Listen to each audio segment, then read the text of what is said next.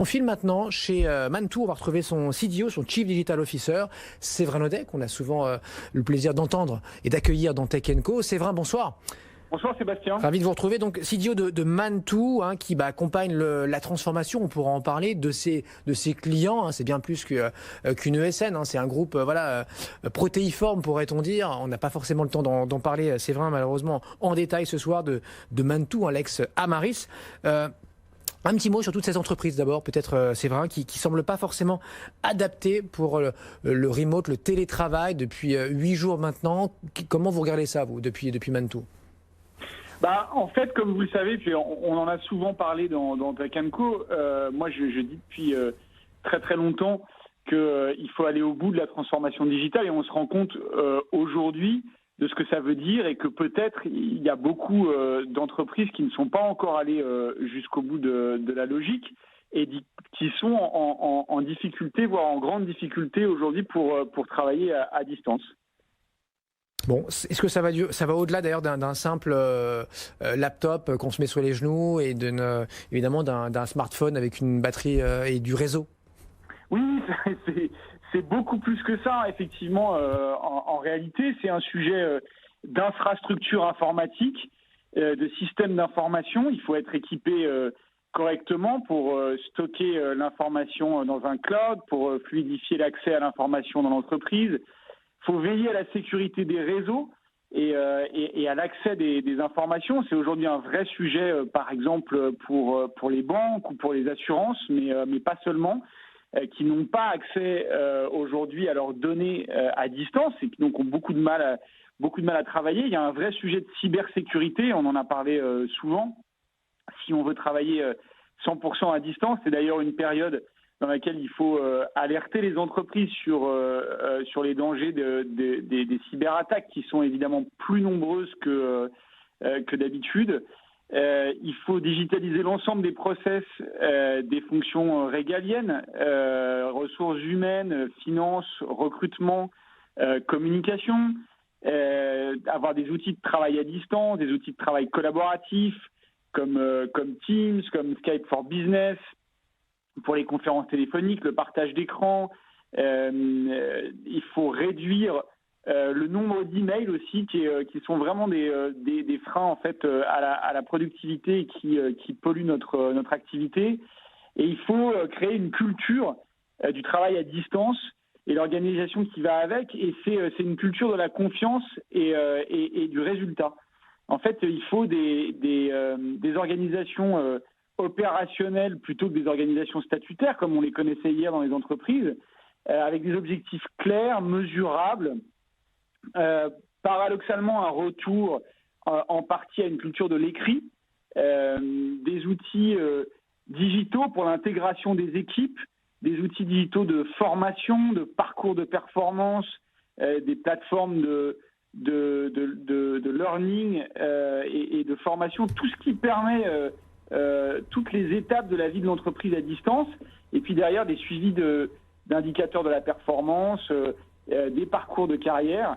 Et puis si on devait rajouter quelque chose, c'est le réseau social d'entreprise qui, en fait, quelque part, est la machine à café virtuelle, ce qui est très important pour la cohésion sociale des équipes. Alors vous baignez là-dedans et ça vous paraît évident. Je rappelle, dans une autre vie, vous avez importé d'ailleurs le concept de WeWork il y a quelques années de cela en France, avant d'ailleurs de partir vers d'autres cieux. Aujourd'hui là, concrètement, celui qui vous écouterait, qui serait un peu perdu, il pourrait pas implémenter tout ce que vous dites comme ça là en 15 jours, 3 semaines. 4-5, quelques tips, 4-5 conseils pour ceux qui vous écoutent et qui sont même digitaux, même sur BFM Business, mais pas forcément à votre point et comme certains de vos clients. En fait, ouais, quelques conseils pratiques qui peuvent paraître évidents comme ça. D'ailleurs, pour moi, j'y réfléchis cet après-midi, c'est que ça ne change pas grand-chose à la façon dont je travaille tous les jours. Donc en fait, j'ai un peu listé la façon dont moi je travaille depuis des années tous les jours à distance. Évidemment, il faut conserver ses habitudes quotidiennes en fait. Donc là, s'habiller, se raser, se coiffer, ça peut paraître idiot, mais pas rester en survêtement toute la journée. Il faut créer une rupture symbolique entre les moments d'activité professionnelle et les moments de détente, et donc y compris dans la tenue vestimentaire, je pense que c'est important. Il faut travailler à un bureau.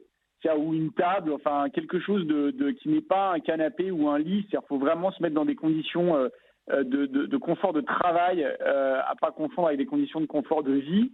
Avoir une vraie organisation du travail, tenir un agenda électronique, probablement partagé avec ceux avec qui on travaille, avec des journées qui sont rythmées par des horaires, avec des moments consacrés, une vraie roadmap, des objectifs clairs.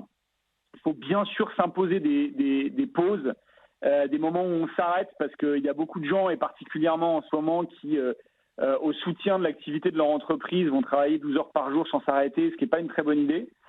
Faire des points de rencontres réguliers avec ses managers pour baliser son plan de travail, ses objectifs. Ce que je disais tout à l'heure, être très vigilant à la cybersécurité, même à titre personnel. Pour vous donner un exemple, Sébastien, hier, j'étais dans un call et j'étais en train d'expliquer ça à des gens. Et au même moment, et c'est pas du tout une blague, je commence à recevoir un SMS, 2, 3, 4, 5. On était en train d'essayer de pirater mon compte Twitter. Et comme j'avais mis toutes les étapes de sécurité successives, ça n'a évidemment pas fonctionné. Mais en ce moment, il y a beaucoup de phishing et beaucoup de hacking. Et puis peut-être deux derniers éléments. Allez-y, je vous en prie, ouais. Bien s'informer. Je crois que c'est très important aujourd'hui de ne pas se laisser intoxiquer par les fake news. Privilégier les grands médias traditionnels. Savoir quand même, mais déconnecter de temps en temps pour pas avoir une forme d'aliénation anxiogène à l'information. On parlera même méditation ce soir, rassurez-vous. Et puis faire des exercices ou du sport en fonction de la place qu'on a chez soi, c'est important. Ça, c'est pour les collaborateurs et pour les entreprises. Il nous reste vraiment 30 secondes, Séverin. Qu'est-ce que vous conseillez, vous, chez Mantoux, là, aux entrepreneurs que vous conseillez au quotidien? Ce qui est clé, c'est d'avoir un bon DRH, un bon CFO, et quelqu'un qui maîtrise la com de crise et les relations institutionnelles. Ça, c'est très important. Ouais. Il faut adapter son organisation à la situation, mettre les équipes en position d'être assez efficaces avec tous les conseils qu'on a un peu listés avant. Et puis attention à bien détecter les signaux faibles dans les équipes de stress, d'anxiété, de situations compliquées de télétravail. Et puis se préparer à la suite, c'est-à-dire se mettre en situation de combat pour reprendre l'activité économique dans une sortie de crise. Et on n'y est pas parce que ce soir le Conseil scientifique nous dit qu'il est indispensable de prolonger le confinement. Merci mille fois avec nous ce soir. Donc Séverin Naudet depuis Mantoux, donc vous êtes le CDO, Chief Digital Officer. Courte pause. Inside, émission spéciale crise, revient juste après ça. BFM Business, Inside, au cœur de l'écho.